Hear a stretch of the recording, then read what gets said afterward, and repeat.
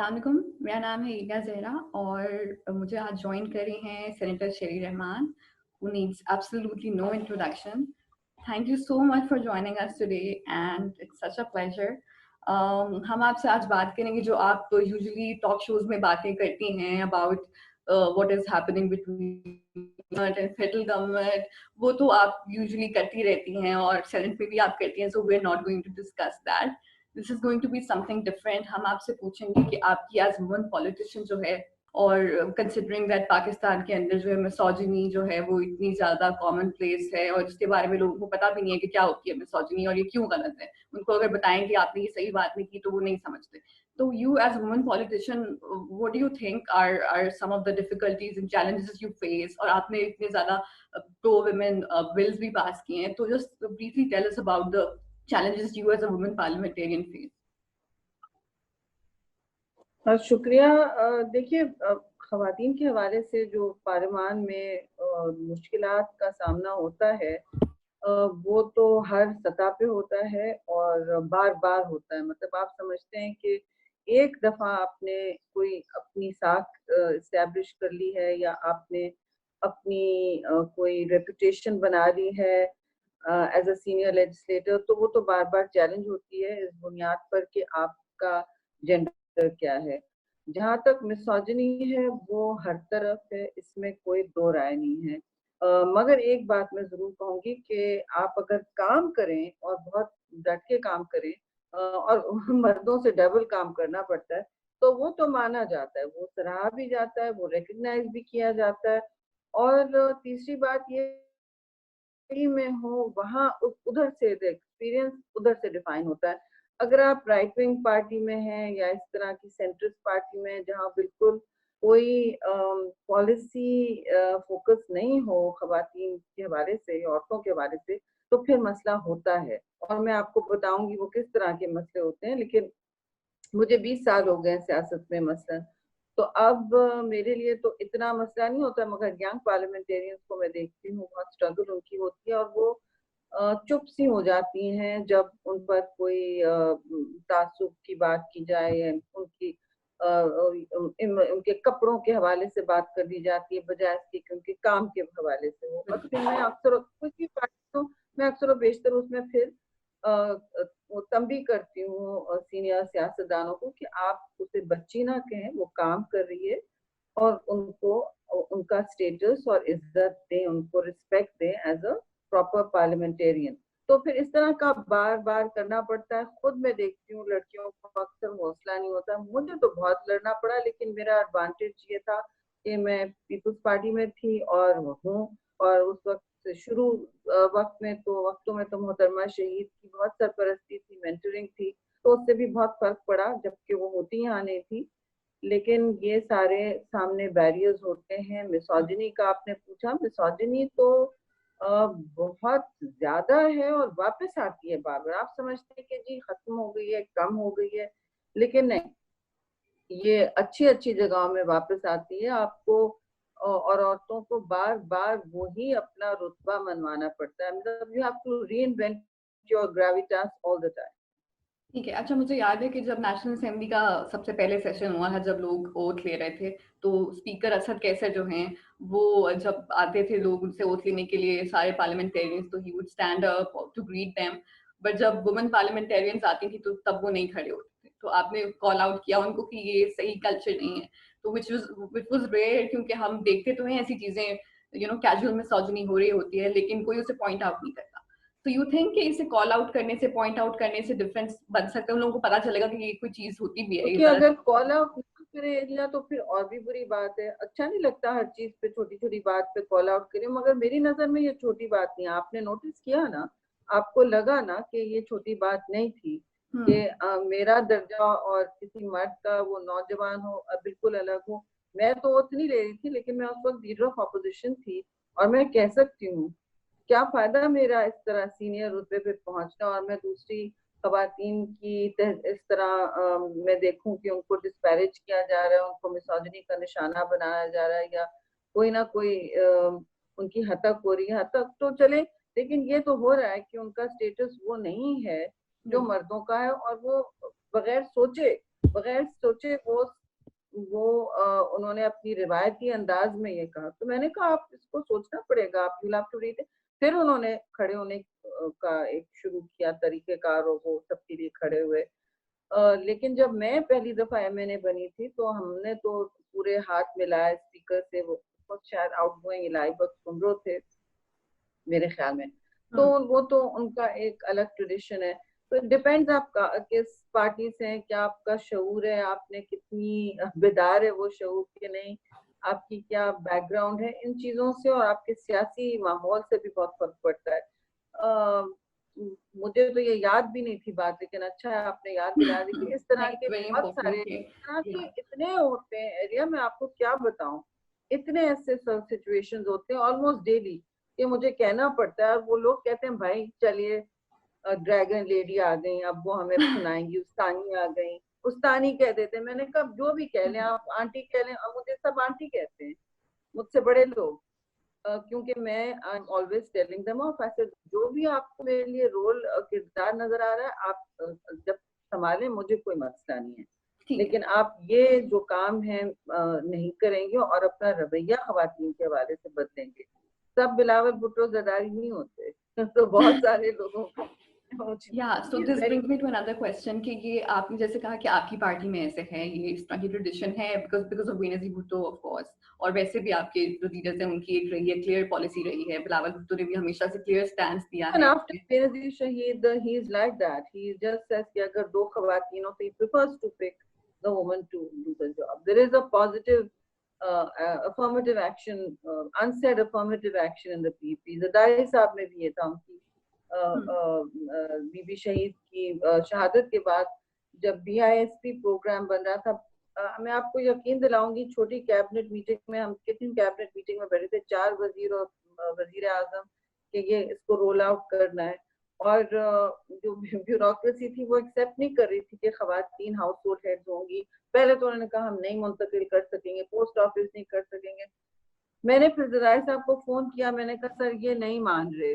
तो कहने लगे उनको बोलो कि, और ये चेंज हो जाएगा। तो कहने लगे तुम बोलो कि मैं इंसिस्ट कर रहा हूँ। फिर वो मान गए।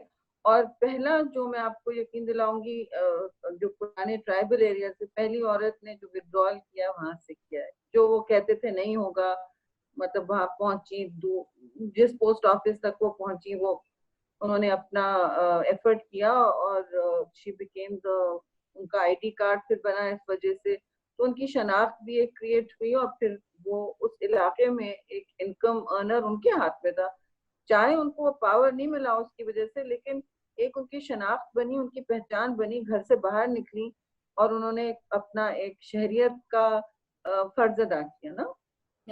अच्छा, तो आप जैसे पीपीपी के अंदर तो है ट्रेडिशन, ठीक है, जैसे आप बता रही हैं, तो लेकिन बाकी पार्टीज के अंदर उस तरह से लगता नहीं है कि इन टर्म्स ऑफ रिप्रेजेंटेशन उनका नंबर इतना ज्यादा हो मेन स्ट्रीम पोजीशंस के ऊपर। और पीटीआई की गवर्नमेंट के अंदर भी, मतलब पहले जो है पीपीपी की हुकूमत जो थी तब उसमें, और पीएमएलएन की हुकूमत में भी काफी ज्यादा मतलब खवातीन रिप्रेजेंटेटिव्स थी गवर्नमेंट के अंदर। यहाँ पर हैं लेकिन इतनी ज्यादा नहीं है, it leaves a lot to be desired उनका जो नंबर है। तो डू यू थिंक कि उन लोगों को फिर क्या, उन पार्टीज की जो खवातीन है उनको किस तरह से अपना हक देना चाहिए, to demand a seat at the table, what should they do? जी, मैं अक्सर देखती हूँ, आप सही कह रही हैं, पिछली हुकूमत में तो बिल्कुल नहीं थी, फेडरल मिनिस्टर तो थी नहीं, सब यानी स्टेट मिनिस्टर थी, जिनका हर काम और हर उनकी जो अथॉरिटी होती है वो फेडरल मिनिस्टर के कोई फुल महीने में फ्लेज रहती है। मिनिस्टर मेरे नहीं पास थी। 4 फेडरल मिनिस्टर, जब मैं मिनिस्टर थी मेरे पास 4 एक वक्त में, सबसे ज्यादा फेडरल मिनिस्ट्री मेरे पास थी। मैं पार्टी की इंफॉर्मेशन सेक्रेटरी थी। आई मीन हमारे यहाँ टोकन अपॉइंटमेंट्स नहीं होते हैं शला से। Power is totally shared and given to women, मतलब हम औरतें लेती भी हैं।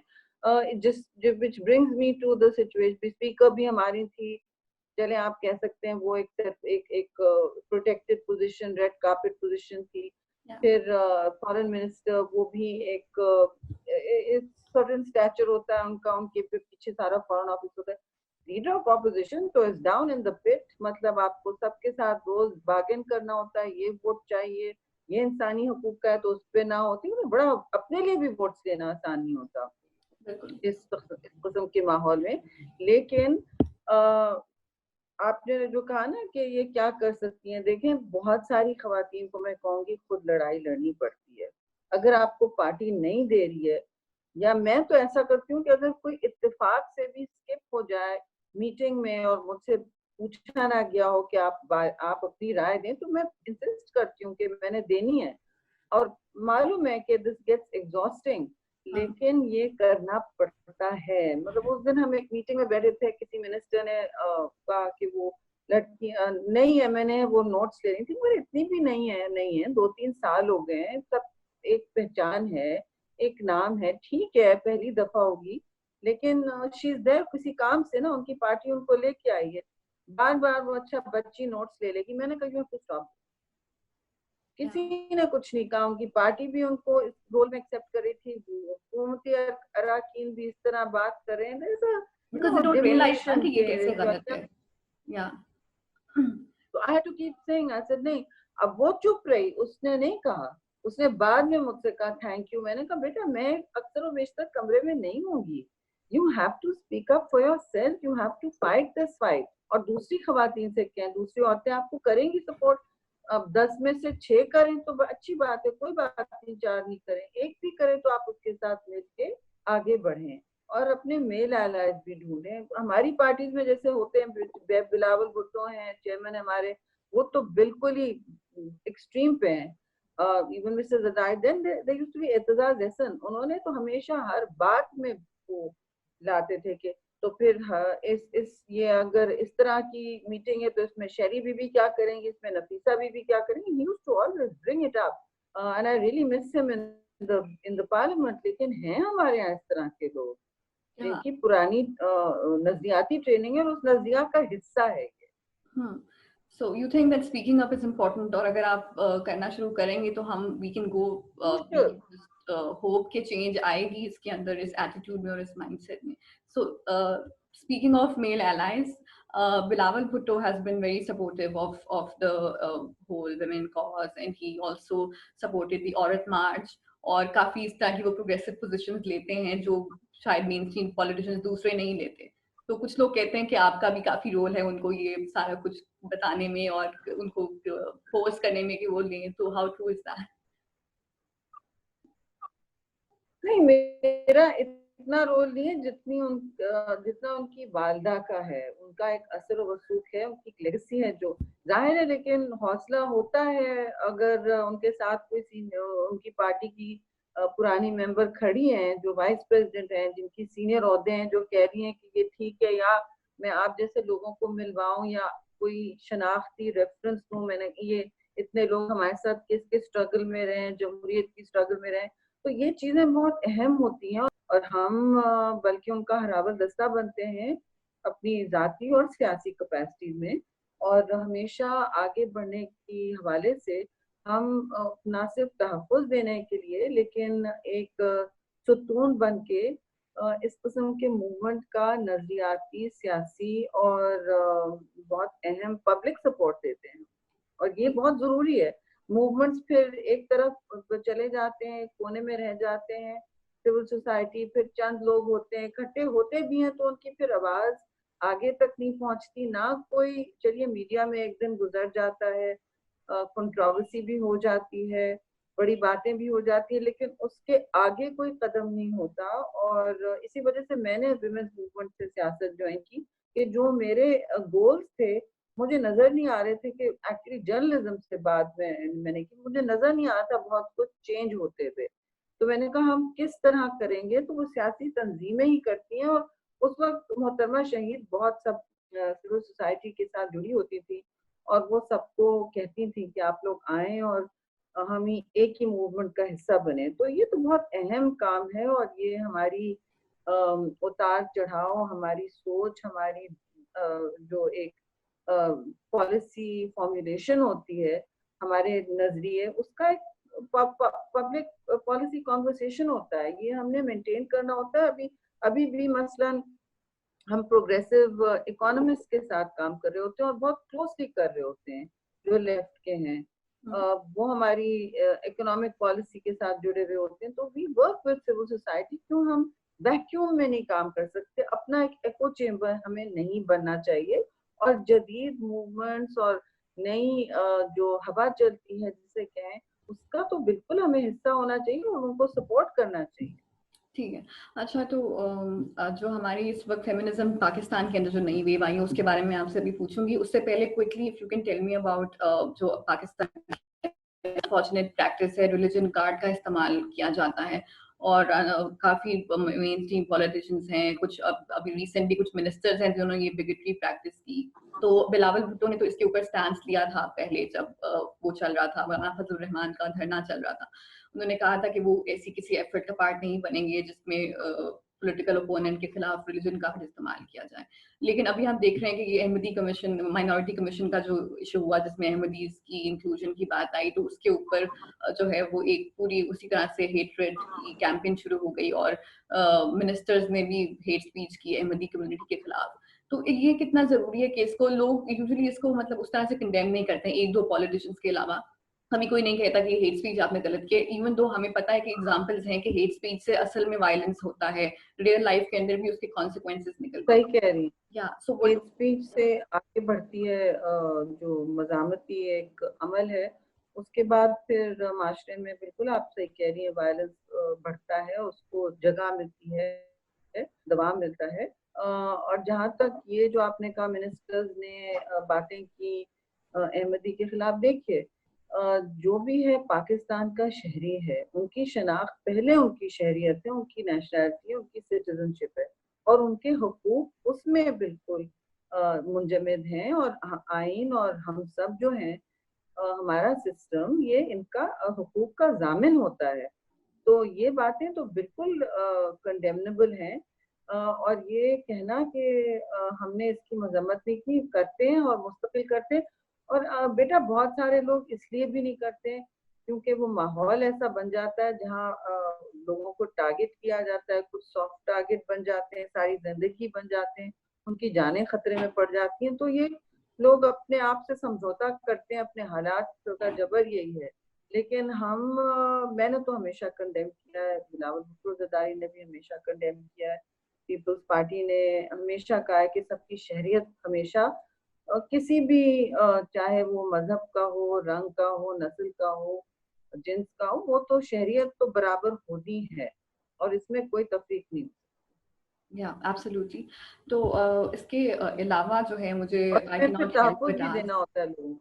या जी सॉरी। तो ठीक है, बिगेटरी के ऊपर आपका आ गया stand, but since you are a former information minister I can not help but ask. हमने पहले डिस्कस किया था कि हम पॉलिटिक्स नहीं करेंगे, बट अभी आपको पता है बहुत ज्यादा, और बिल्कुल भी सहाफियों को आज़ादी उस तरह से नहीं है कि वो लिखें, अपनी बात कर सकें।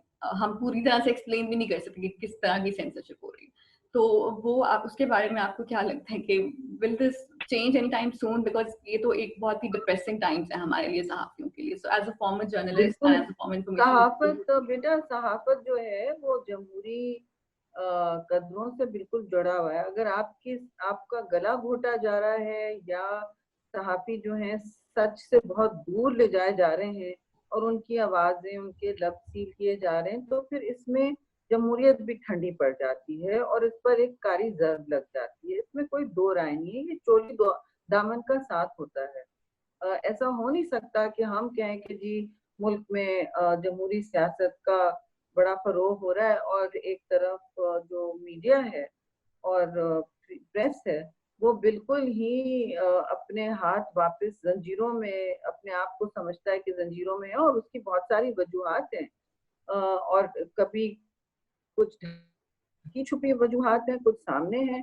हमने भी अपना जर्नलिस्ट सामना किया था, लेकिन वो सामने होता था, जो भी सामना करना था, एग्जैक्टली, दैट्स सेंसरशिप द हो रही है डिफरेंस तो कि हो उस रही टाइम है। पे सब कुछ अब तो क्लियर था। अनसेड सेंसर बहुत सारी कदबने, जी बहुत सारी खैर वो भी बड़ा मुश्किल वक्त था क्योंकि अरेस्ट कर लिया जाता था, इधर कुछ और होता है, कभी आपको उठा लिया जाता है, कभी आपके एडिटर को फोन आएगा, कभी आपके मालिक को फोन आएगा, उनसे इश्तिहार ले लिए जाएंगे, वो तो बहुत सॉफ्ट सा रिस्पॉन्स है, फिर कोई धमकी धौंस।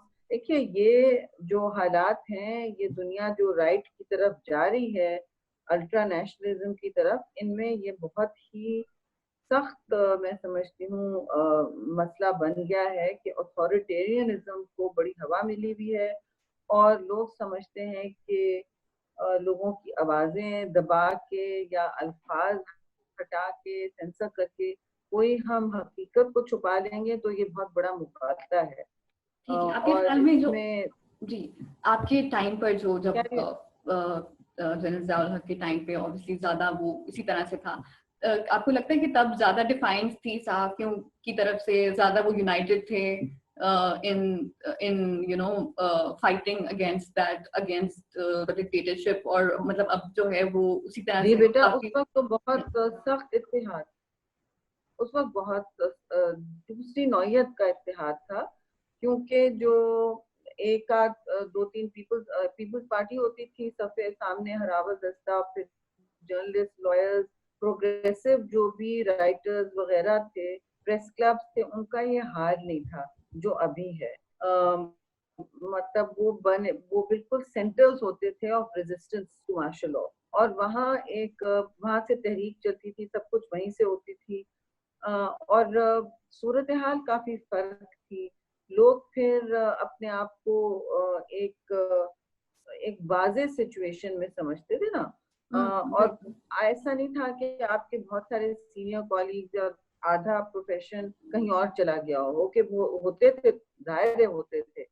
काली भेड़ें हर जगह होती हैं, लेकिन जो जंग थी जमहूरियत के लिए, उसमें जो जर्नलिस्ट थे, मीडिया, प्रेस क्लब जो थे, कराची प्रेस क्लब, पिंडी प्रेस क्लब, सारे के सारे सामने होते थे, बिल्कुल डंडे खा रहे हैं, टीयर गैस का सामना हो रहा है, जेलें भर रही, हम मुस्तकिल ऐसे होता था हमारे पास। आपको लगता है आपके तब तो जो सहाफियों को भी चाहिए हुकूक कि वो लिए हैं यूनिटी पैदा करें अपने अंदर और यूनाइट वो होकर? बड़ी वो बड़े डर के लिए हैं, तो मुझे बड़ा अफसोस आता है कभी कभी जब इन पर तिजारत होती है। जी। माय क्वेश्चन वाज कि आपको लगता है कि अभी भी अब के सहाफियों को भी चाहिए कि वो उसी तरह से यूनिटी अपने अंदर पैदा करें और डिफाइंस दिखाएं कि you think that unity is missing? देखिए, इत्तेहाद और यूनिटी का कोई तोड़ नहीं होता, उसमें सारा मोमेंटम, सारी स्टीम, सारा दबाव जो होता है, जो कुव्वत होती है, पावर होती है बार्गेनिंग एजेंट की, चाहे वो जो भी तंजीम हो, फिर वो खत्म हो जाती है और उनका कोई जोर नहीं रहता। फिर एक बदहाली और होपलेसनेस आ जाती है लोगों में, जो इस वक्त मैं देख रही हूँ। एवरीबडी लिटरली को अपने अपना अपना अपना अकेले, everybody is on their own. ये सही नहीं है।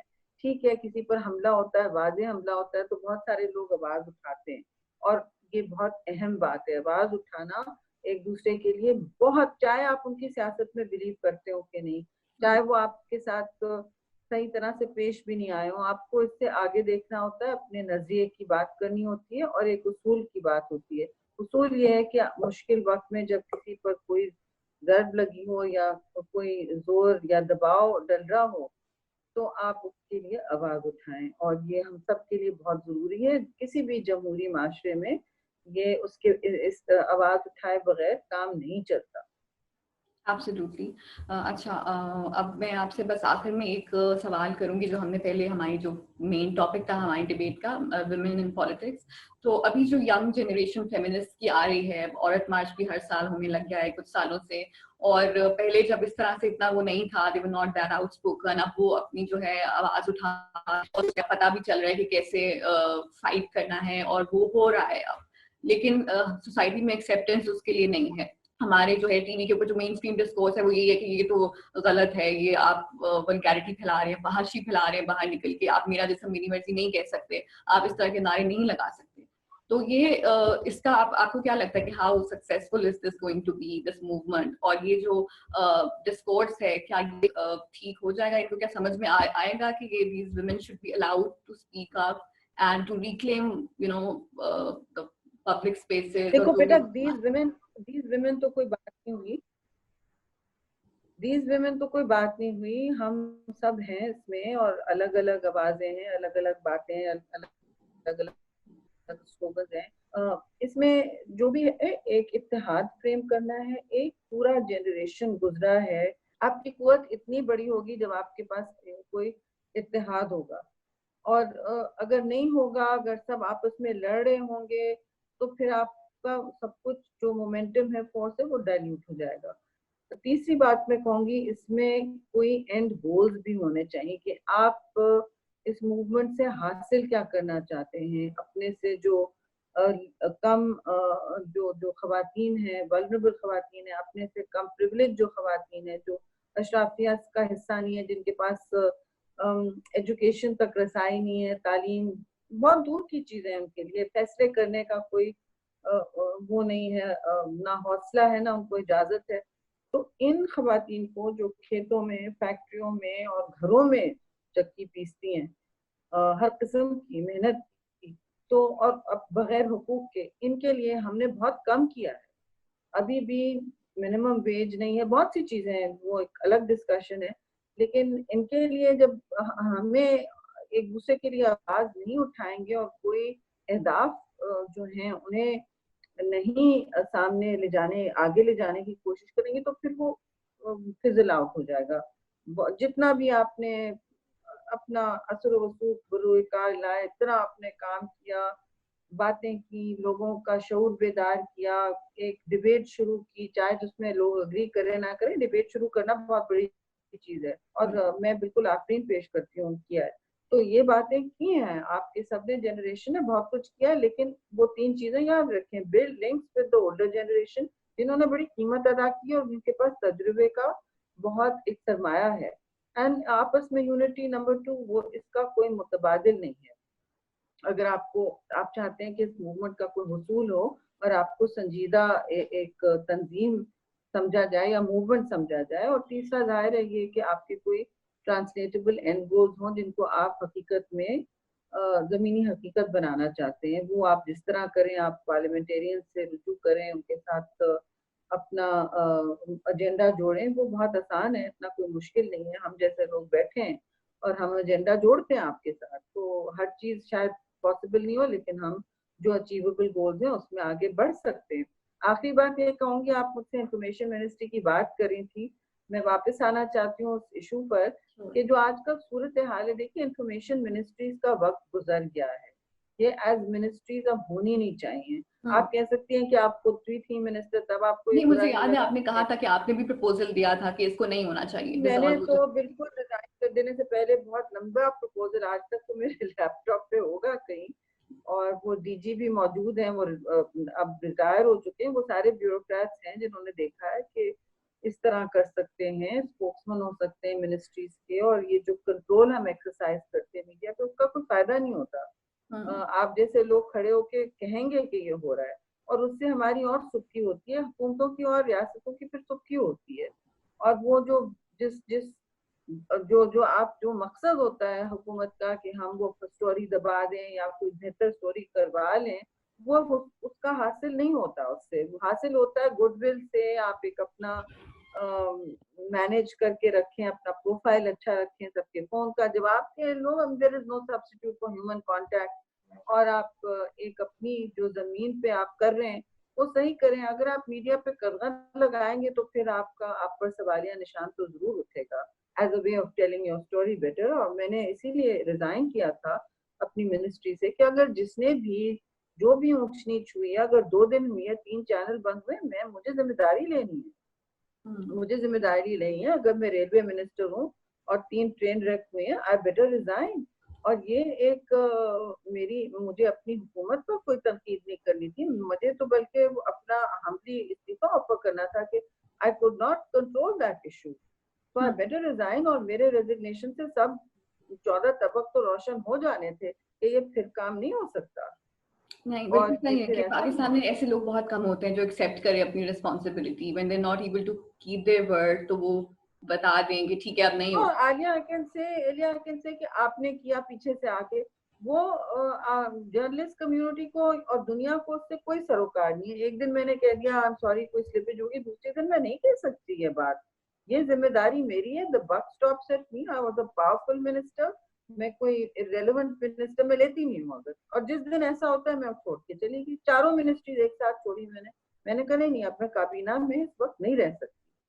नहीं, तो डेफिनेटली यू सेट आजकल एन के लोग एग्जांपल। थोड़ा सबक सीखें, वो सिंबल्स ना बन के रह जाए, टोकन्स ना बन So के रह जाए। yes, and I think the ruling party needs to pay heed to this advice, and जैसे आपने कहा कि वो खुद अगर आप लोगों के फोन उठाएंगे, उनको सही तरह से बताएंगे, दो आपको ऑफिशियल्स रखने की जरूरत नहीं है कि आप जो है मिनिस्टर भी हो, फिर साथ में स्पेशल असिस्टेंट भी हो, और फिर वो एक ही काम कर रहे हो जो कि इस वक्त हो रहा है हुकूमत के साथ.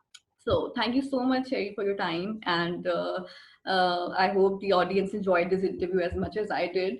और हम आपको, मैं आखिर में बस ये कहूँगी, बात की तो yes, आपकी जो एडवाइस है about the women movement, we are going to follow that, but also आप जैसे सियासतदानों की सपोर्ट भी हमें चाहिए होगी उसे सक्सेसफुल बनाने के We लिए. are with you, बेटा.